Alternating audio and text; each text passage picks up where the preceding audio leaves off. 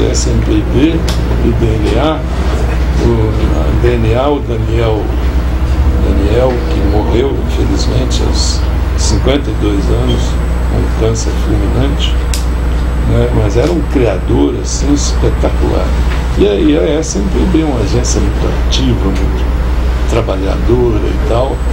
E eu tenho as melhores relações, eu sou amigo pessoal dos dois sócios principais lá,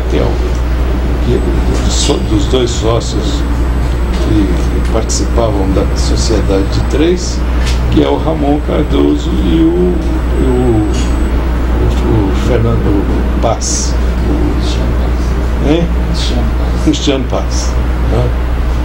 Que eu tenho a melhor amizade com eles até hoje. Com o Ramon, por exemplo, eu almoço toda sexta-feira. O Ramon é meu amigo desde menino, eu bebi